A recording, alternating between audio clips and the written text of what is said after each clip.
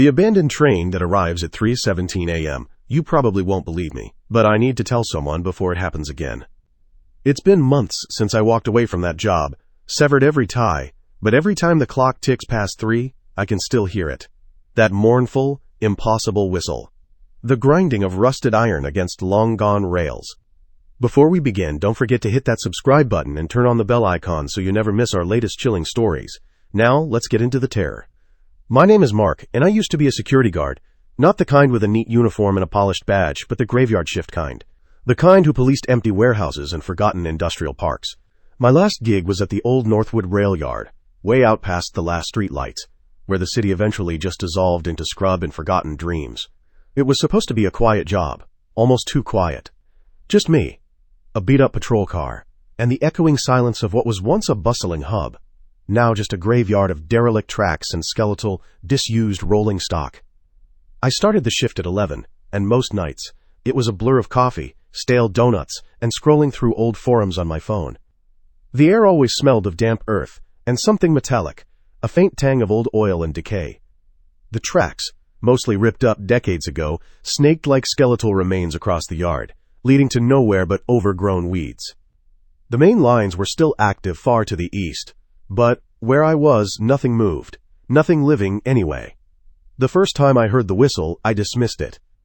It was a Tuesday, probably around midnight, a thin wail, like a banshee crying over a grave. I figured it was just the wind, a trick of acoustics bouncing off the corrugated iron of the old repair shed. Maybe a distant train on the active lines, the sound carrying further than usual in the still, cold air. I even checked my patrol log, made a note about unusual sounds, just to feel like I was doing something. But it happened again, and again. Not every night, but enough for it to become a pattern, always deep in the witching hour, always a single, drawn-out blast, never any accompanying rumble, no flashing lights. Just the whistle, an impossible sound in an impossible place. I started timing it. It wasn't precise, but it usually fell within a 15-minute window after 3 a.m. I'd walk the perimeter, my breath pluming in the frigid air, flashlight beam cutting through the oppressive darkness, but there was never anything. Just the rustle of dry leaves and the unsettling quiet. I mentioned it to old man Jenkins, the day shift supervisor. He just grunted, spat tobacco juice, and told me to lay off the caffeine. Sleep deprivation does funny things, boy, he'd rasped, his eyes crinkling with amusement. My partner, Liam, a soft-spoken guy who usually worked the other half of the yard, just nodded sympathetically. Maybe it's just the pipes settling in the old office building, he offered, clearly trying to be helpful but not wanting to engage. I knew they thought I was losing it, but I also knew what I was hearing wasn't normal.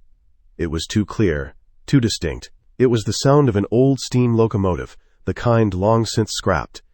The dread started to set in, sleep became a luxury. Every night, as the clock edged past 2, my stomach would knot. My eyes would ache from staring into the black, half expecting, half dreading. The air in my patrol car felt thick, heavy, with unspoken things. I'd roll down the window, hoping the sharp bite of the night air would clear my head, but it only amplified the silence, making the anticipation of that whistle unbearable. Then came the fog, a dense, milk-thick blanket that rolled in from the west one particularly cold night in late November. It swallowed everything, the skeletal tracks, the distant hum of the highway, even the feeble glow of the yard lights. I couldn't see 10 feet in front of the patrol car. It was the kind of fog that felt alive, crawling into your lungs, smelling faintly of something damp and forgotten. I remember thinking, tonight, it won't happen. The fog's too thick, the sound won't carry. I felt a twisted sense of relief. Maybe this was the night the pattern would break, the haunting would cease. I even allowed myself to drift off for a few minutes, slumped in the driver's seat, the heater blasting. That's when I heard it. Not the whistle this time, not at first. It was a deep, resonating rumble, a vibration that shook the very ground beneath my tires. It wasn't coming from the active lines, it was coming from within the yard. The rumble grew, accompanied by a rhythmic metallic chugging. Chug-a-chug, chug-a-chug, and then, the piercing shriek of a steam whistle, closer than it had ever been, seeming to pierce through the thick fog and directly into my skull. My heart hammered against my ribs. I threw open the car door, scrambling out into the blinding whiteout. The chugging was impossibly loud now, the air filled with the smell of coal smoke, and something else, something cloying and ancient, like dust from a tomb. And then, out of the swirling white, it emerged. It was an old locomotive, a monstrous iron beast I'd only seen in grainy black and white photos. Its black metal was scabbed with rust, green mold clinging to its edges, but it was there. Its single headlight, a weak, sickly yellow, cut through the fog, revealing a line of equally dilapidated passenger cars coupled behind it. They were old, so old, their windows dark and opaque. The train groaned to a halt right on the main decommissioned track, a track that ended abruptly just 100 yards further down, dissolving into tangled weeds and broken ties. The air grew colder, unnaturally cold. A faint groan wafted from the first passenger car. Curiosity, or perhaps a morbid fascination, pulled me closer. I gripped my flashlight, its beam trembling. I crept along the side of the train, the sound of the steam hissing from its massive wheels. A chilling whisper. Then I saw them. The doors, heavy and rusted, began to slide open, one by one, with a tortured shriek of metal, and out they came. Not all at once, but slowly, hesitantly. Figures. People. A woman in a long, dark Victorian dress, her face pale and drawn, her eyes wide with an unspeakable terror. An older man in a worn-out 1940s suit, his fedora clutched in a skeletal hand, his lips moving soundlessly. A young couple, dressed in what looked like 1980s acid-wash jeans and band t-shirts, clinging to each other, their faces streaked with tears.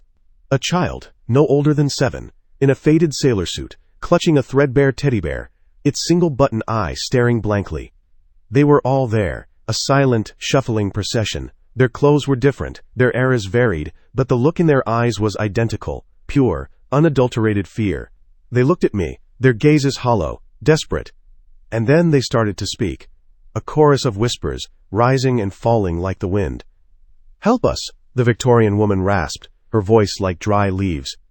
"Don't let it take us," the man in the fedora mumbled, his eyes darting back to the train. "Please, the next stop," the young couple pleaded, their voices overlapping in a desperate cacophony. "We can't go to the next stop." They reached out to me, their hands translucent, almost shimmering in the weak light. Their pleas became more frantic.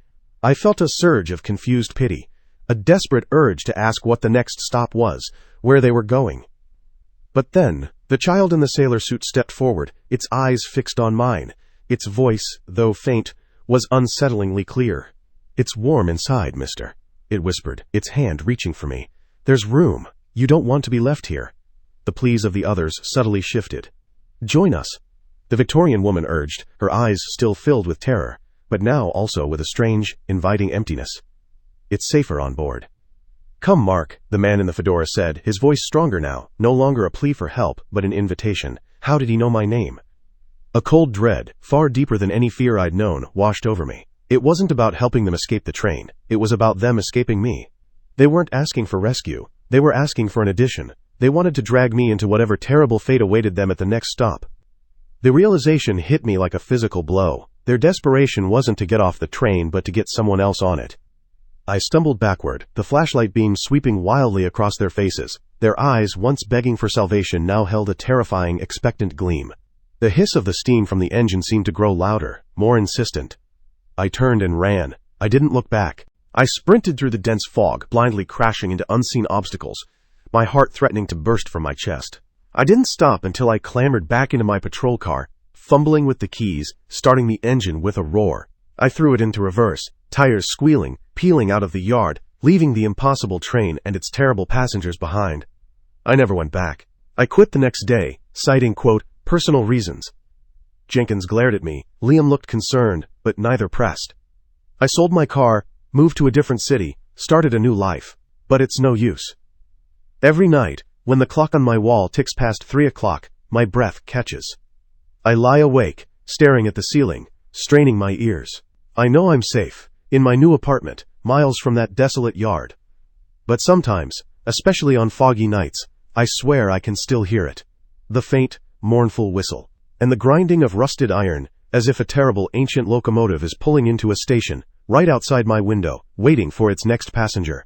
Waiting for me. If this story gave you goosebumps, please leave a thumbs up, share your thoughts in the comments, and subscribe for more spine-tingling tales every week. Thanks for watching, and stay safe out there.